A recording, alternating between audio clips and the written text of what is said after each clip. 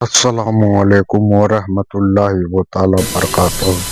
پھر ہجرت کا آپشن کو مکمل سماعت فرمائیں۔ انہوں نے ہجرت کی، رات کی تاریکی میں نکل پڑے، رات کے سناٹے میں نکل پڑے، مگر ذرا سا کہیں نہ کہیں یہ خیال تو تھا کہ اگر بادشاہ کے سپاہیوں نے دیکھ لیا پکڑ لیں گے۔ جا رہے ہیں اور یہ جب جا رہے ہیں تو ایک کتا ان کے پیچھے پیچھے ہو لیا۔ انہوں نے کہا یہ کتا ہے، اسے مارو، دور بھگاؤ، کیونکہ کتے کی فطرت ہے بھونکنا۔ کہنے لگے اگر یہ بھونکنے لگا ہم پکڑے جا سکتے ہیں، اسے بھگاؤ۔ کتے نے اللہ کی بارگاہ میں عرض کیا مولا اے میرے پروردگار، مجھے زبان عطا فرما۔ اے مولا میں تیرے محبوب بندوں کا ساتھ چاہتا ہوں، ان کی قربت چاہتا ہوں۔ ہے کتا مگر عرض کرتا مولا میں تیرے محبوب بندوں کا قرب چاہتا ہوں، میں تیرے ولیوں کا ساتھ چاہتا ہوں۔ ولی کے قرب سے قرب حضور ملتا ہے، ولی کے قرب سے قرب حضور ملتا ہے، ولی کے عشق کا بدلہ ضرور ملتا ہے۔ محبت تو کرے آپ اللہ والوں سے، یہ محبت ایسی ہے جو آپ کو رسوا نہیں ہونے دے گی، مگر محبت کریں، محبت کریں۔ آج کل لوگ بغاوت کو محبت سمجھ بیٹھے ہیں۔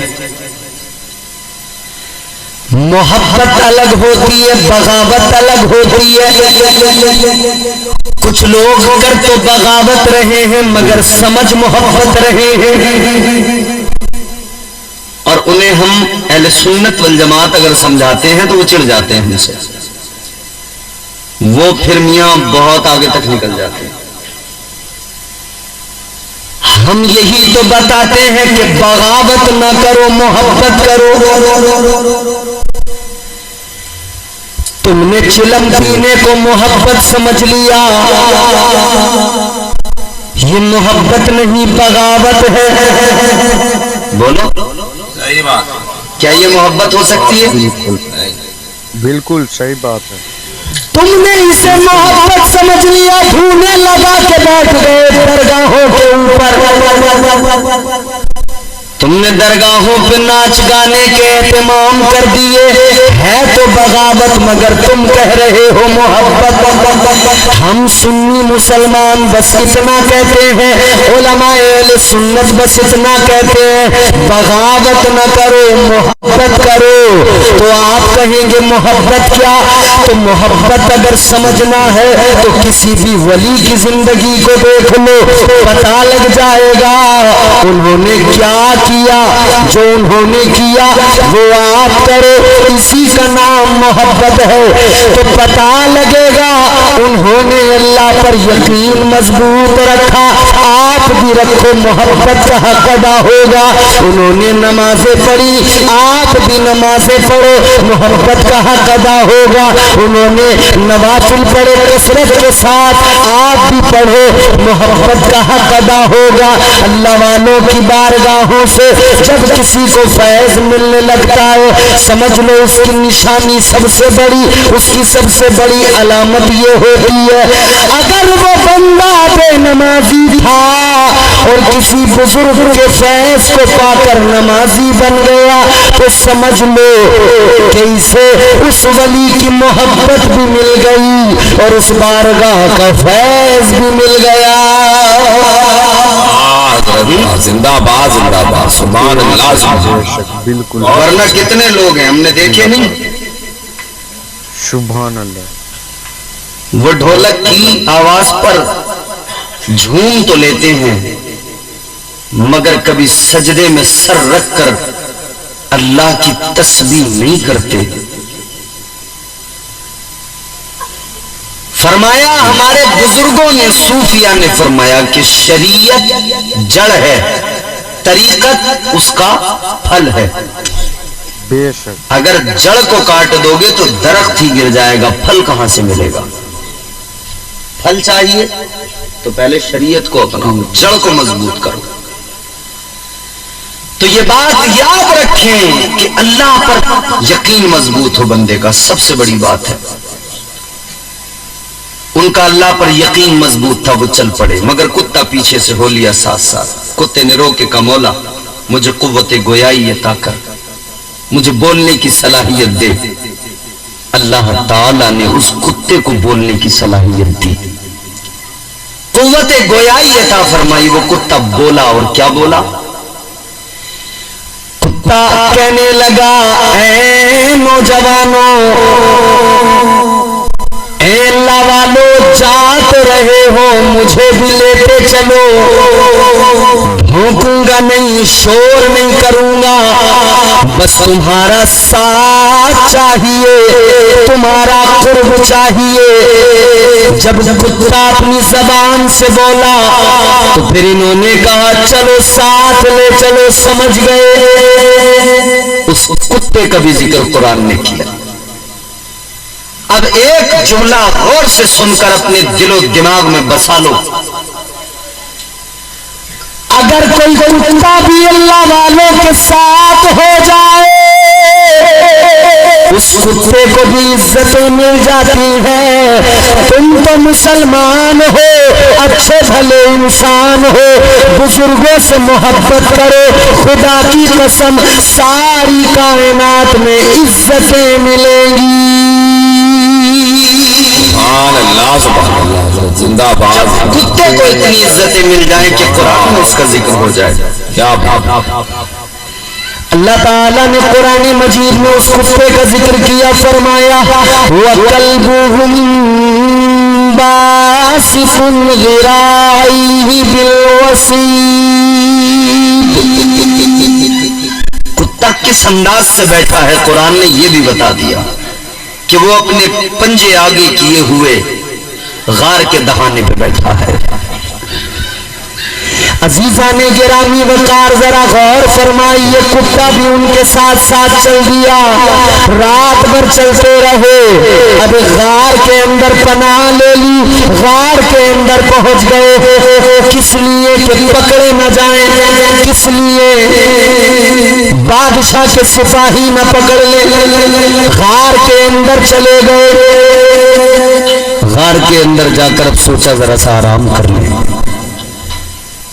غار کے اندر جب یہ سوئے تو اب اللہ کی شان دیکھو. جو اللہ پر یقین رکھتے ہیں اللہ ان کی حفاظت کیسے کرتا ہے.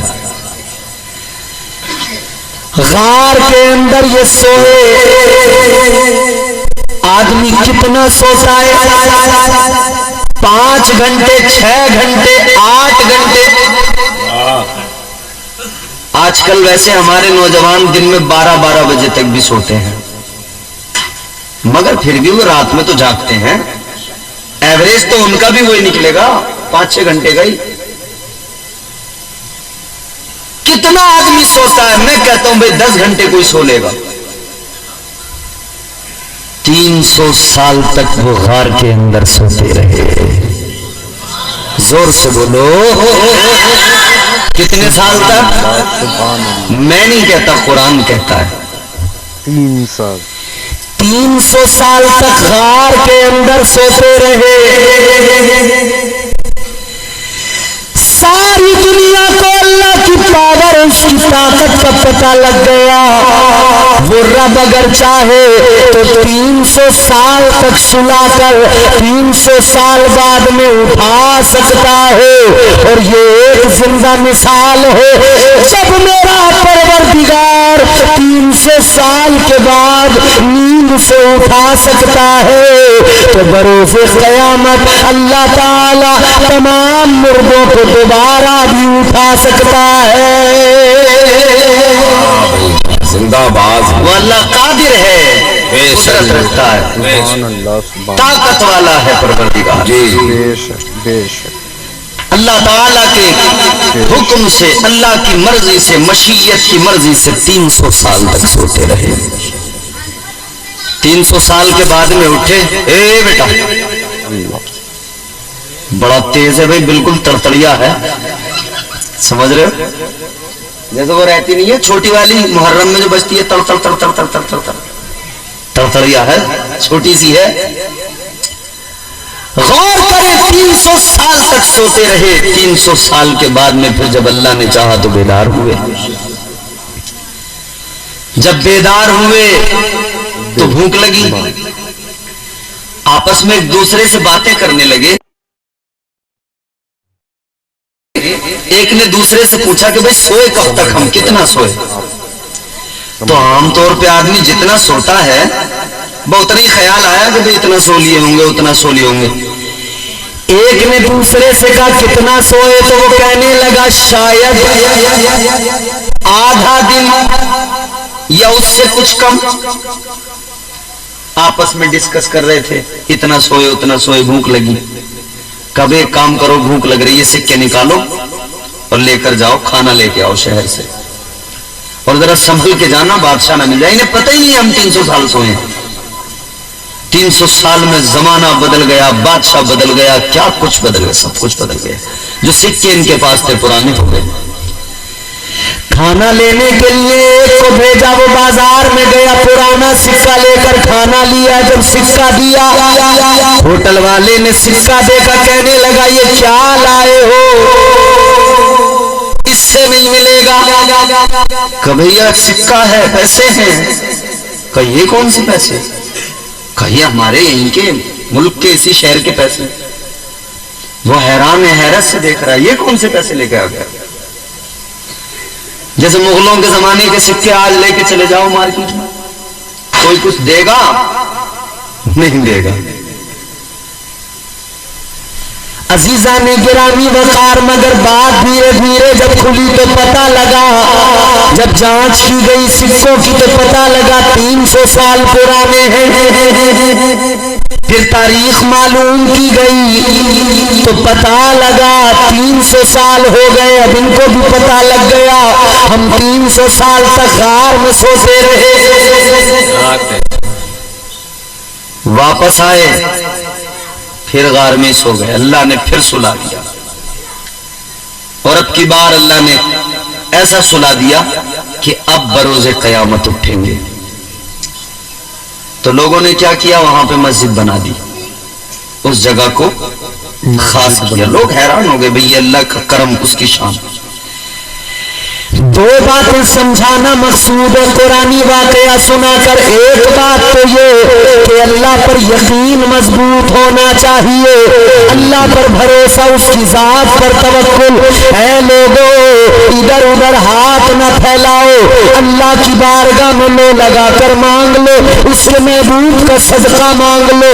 پریشانیاں جتنی زیادہ کیوں نہ ہو، مصیبتیں جتنی بڑی کیوں نہ ہو، یاد رکھنا جب بندہ اللہ سے مانگتا ہے، پروردگار اپنے مانگنے والے بندے کو پسند فرماتا ہے، اس کی مشکلوں کو آسان فرما دیتا ہے. اللہ تعالی اس کے خالی دامن کو بھر دیا کرتا ہے.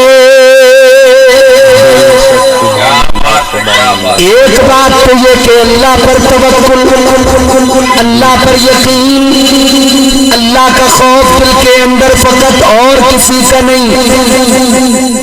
اللہ کا خوف ہوگا تو ساری دنیا کا خوف نکل جائے گا. بالکل حق. اور دوسری بات یہ کہ اولیاء کی شان یہ، اللہ والوں کا مقام یہ، اللہ والوں کی شان یہ کہ اللہ تعالیٰ نے اولیاء سے جو کرامتوں کا اظہار ہوا ہے نا، در حقیقت کرامت اذن خدا سے. بے شک. اولیاء کرام کی شان پتہ لگتی ہے. 300 سال تک سونا اور 300 سال کے بعد اٹھنا یہ اللہ کا کرم، اس کا عزم تھا، اور یہ اولیاء کی کرامت تھی۔ بے شک سبحان اللہ سبحان تو یہ ولیوں کی شان ہے۔ ایک اسٹیٹس میں نے آپ کے سامنے رکھ دیا ولیوں کا، کیا ہے کہ ان کا اللہ پر یقین ہوتا ہے، ان کے دل میں خوف ہوتا ہے، تو کس کا بولو؟ اللہ باقی کسی کا نہیں۔ نہیں ہوتا۔ آگے بڑھیے، قرآن نے اور بھی مزید اولیاء کا اسٹیٹس بیان کیا۔ عزیزان گرامی وقار، آگے چلیے، دوسرا اسٹیٹس وہ کیا بیان کیا اللہ کے قرآن نے؟ کرامتیں بھی ساتھ ساتھ قرآن بیان کر رہا ہے، ولیوں کی شان بھی قرآن بیان کر رہا ہے۔ محراب مریم کا آپ نے ذکر سنا ہوگا۔ اللہ تعالیٰ نے قرآن مجید میں فرمایا، اذ قالت امرأة عمران ربی انی نذرت لك ما فی بطنی محررا فتقبل منی۔ میں آپ کو ادھر ادھر کی باتیں بھی سنا سکتا ہوں، مگر میں آپ کو کوشش کر رہا ہوں قرآن سناؤں، تاکہ آپ قرآن، آج مسلمان کی سمجھ لو آدھی سے زیادہ پریشانیاں اس لیے ہیں کہ مسلمان قرآن کو پڑھتا نہیں، اسے سمجھتا نہیں۔ بالکل حق ہے۔ تاجدار اہل سنت نے تو ہم سنیوں پر احسان کیا تھا، اعلیٰ حضرت نے تو ترجمہ کنز الایمان دیا تھا کہ گھر گھر تک پہنچ جائے اور سنی مسلمان قرآن کو پڑھ لے، قرآن کو سمجھ لے، اللہ تعالیٰ کے احکامات جان لے، اللہ تعالیٰ اور اس کے محبوب کی شان جان لے، زندگی کے تمام معاملات قرآن پاک کے اندر مل جائیں گے۔ مگر آج ہماری یہ سستی کاہلی اور ہماری یہ کمزوری ہے، آج ہمارے گھروں کے اندر قرآن تو ہے مگر طاق میں رکھا ہوا ہے، آج ہمارے گھروں کے اندر قرآن پر گرد جم گئی، قرآن پڑھنے والے نظر نہیں آتے۔ اگر میں اس مجمع کے اندر لوگوں سے معلوم کروں، نوجوانوں سے بزرگوں سے معلوم کروں، ایک پارا قرآن پاک کا پڑھے ہوئے کتنے دن ہو گئے، زیادہ تر لوگوں کا جواب آئے گا رمضان میں پڑھا تھا، اب تک قرآن نہیں اٹھایا ہے۔ صحیح بات، صحیح بات۔ پھر آپ بات کرتے ہو کہ ہم پریشان کیوں ہیں؟ اکا دکا بزرگ ملیں گے گاؤں میں، شہروں میں، وہ گنے چنے لوگ جو فجر کی نماز کے بعد مسجدوں میں قرآن اٹھا لیتے ہیں، ایک دو رکوع پڑھ لیتے ہیں۔ نوجوانوں، جتنی فکر سے موبائل دیکھتے ہو، موبائل اٹھاتے ہو، کیا کبھی دل میں خیال آیا کہ ہم روزانہ کم سے کم، زیادہ بھی نہیں تو قرآن کا ایک رکوع پڑھ لیں، ایک سورت پڑھ لیں؟ شکایتیں بہت ہیں، یہ پریشانی وہ پریشانی، یہ مشکل وہ مشکل، گھروں کے اندر برکتیں نہیں ہو رہی، باباؤں کے پاس جا رہے، پانی پڑوا پڑوا کے لا رہے، تعویذ لے کے آ رہے ہیں، اماں ملا مولویوں کے پاس جا کے کہہ رہی ہے للہ بگڑ گیا، بیٹا بگڑ گیا، ہاتھ سے نکل گیا، آدھی آدھی رات تک گھر نہیں آتا، آدھا آدھا دن تک سوتا ہے، کام نہیں کرتا۔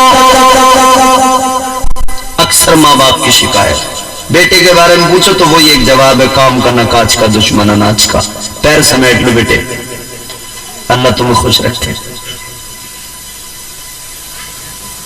کام وام کی آج کل اتنی فکر نہیں ہے ہمارے جوانوں، زیادہ جو معاملات ہیں نا، اچھا ہم لوگ جو ہے نا اسٹیٹس کے لیے مرے جا رہے ہیں، مگر اسٹیٹس سمجھتے نہیں ہوتا کیا ہے۔ اوقات نہیں ہے مگر آئی فون قسطوں پہ خریدیں گے، قرض میں دب گیا۔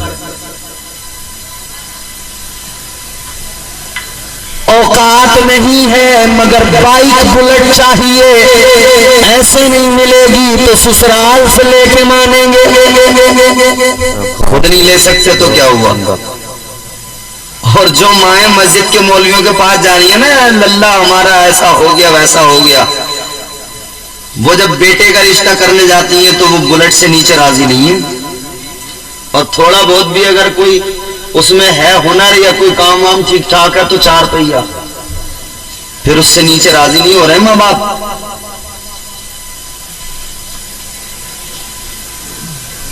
اسٹیٹس پہ مرنے والوں، ایٹیٹیوڈ کی بات کرنے والوں، یہ اسٹیٹس نہیں تمہارا تو تمہارے پاس مہنگا موبائل ہو، اگر ہاں اللہ نے آپ کو نوازا ہے تو آپ لے لو، شریعت یہ بھی نہیں کہہ رہی کہ مت لو۔ کبھی تم میرے تقریر کے ختم ہونے کے بعد عمران برکاتی صاحب سے بھیڑ جاؤ کہ ان کے پاس مہنگا والا موبائل ہے، اگر اللہ نے نوازا ہے تو لو، مگر قسطوں وسطوں پہ لے کے یہ خامہ خواہ کی جو آپ دکھاتے پھر رہے ہو، یوں وہ کٹا ہوا سیب پیچھے سے، اس سے کیا فائدہ ملا؟ بولو۔ بالکل اللہ نوازے تو لو، مگر قسطوں کے بوجھ تلے دب کر نہیں، تو کس پہ کب تک دے گا؟ کس پہ دیتا رہے گا، یا ماں باپ کو بھی کچھ کما کر دے گا، گھر بار کے بارے میں بھی کچھ سوچے گا؟ یہ اسٹیٹس نہیں ہوتا۔ اے مسلمان، تیرا اسٹیٹس یہ نہیں کہ تیرے ہاتھ میں بڑا موبائل ہو، تو بلٹ پہ بیٹھا ہو، نہیں نہیں، تیرا اسٹیٹس تو یہ ہے تیرے چہرے پہ عبادتوں کا نور چمکتا ہو۔ اور وہ کیسے چمکے گا؟ ہو جائے گا چہرہ نورانی اور دل میں چمک آ جائے گی۔ اگر بات سمجھ میں آئے تو بولنا ضرور۔ ہو جائے گا چہرہ نورانی اور دل میں چمک آ جائے گی، تم روز کلام پاک پڑھو، سانسوں میں مہک آ جائے گی۔ مسجد سے بلاوا جب آئے، سجدوں کے لیے تم چل دینا، اس حسن عمل سے ماتھے پر نورانی چمک آ جائے گی۔ چہرے چمکتے ہیں عبادتوں سے، اسٹیٹس بنتے ہیں رب کی بارگاہ میں جھک جانے سے۔ ایٹیٹیوڈ جو بنتا ہے ایسے ہی نہیں کہ خامخواہ کا ایٹیٹیوڈ، وہ شیطانی ایٹیٹیوڈ لے کے ٹہلتے رہو، یہ نہیں، رب کی بارگاہ میں جھک جاؤ، اللہ پر یقین مضبوط کر لو، پھر اللہ تمہیں عزت عطا کرے گا، بے شک، پھر اللہ شان عطا کرے گا۔ یہ اولیاء کو جو اللہ نے عزتیں دی کہ دنیا ان کے خلاف لکھ بھی رہی ہے، بول بھی رہی ہے، مگر اولیاء کے چاہنے والے کل بھی تھے آج بھی ہیں، ان کا نام کل بھی لیا جا رہا تھا آج بھی لیا جا رہا ہے۔ سبحان اللہ، بہت عمدہ، بہت عمدہ، سبحان اللہ، سبحان اللہ۔